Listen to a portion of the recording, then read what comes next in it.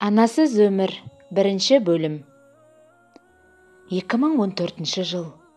Мен ол кезде 12 жастағы әлі де ойын ойнап жүрген бала едім. 6 сыныпты бітірген кезім. Жазғы демалыс басталып, басқалар сияқты қалаға қыдырғым келетін. Әр демалыс сайын тұрмысқа шыққан әпкемнің үйіне сіңілім екеуміз қыдырып барамыз.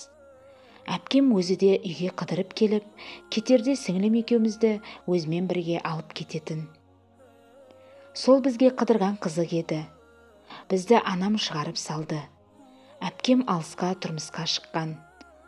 Біз автобусқа мініп жол жүргелі жатқанда анам жүрегім ауырып тұр деп жылағысы келіп тұрды. Біз түк те мән бермедік. Бала болып қыдырып әпкемнің үйіне ойнап жүргенге мәзбіз. Көп замай қаралы хабар келді. Әпкемнің қатты жылап жатқанын көрдім. Енесі оны жұбатып жатып, біз сіңілім екеумізге көшеге ойнаңдар деп үйден шығарып жіберді. Сол күні түнде ауылға қарай жолға шықтық. Бізге жездем аталарың қайтыс болыпты деп айтты. Ал әпкем біресе жылап бізді құшақтайды. Арасында жылап есінен қайта-қайта танып қалып жатты. Түн ортасында атамның емес біздің үйге келдік.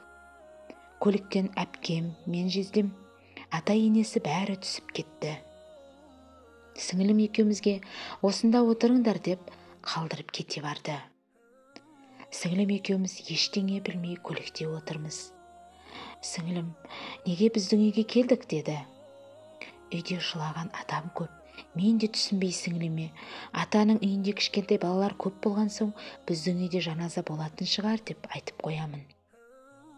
Солай айтып бола бергенімде әкем келіп бізді құшақтап жылады. Сол кезде қайтыс болған өзімнің анам екенін бірден түсіндім. Әбден жылап көзім ісіп кетті. Жаназа болған кезде көршімнің үйінде еріксіз күштеп апарды. Анашымды табытпен шығарып салған, бәрін терезеден қарап, жылап қоштастым.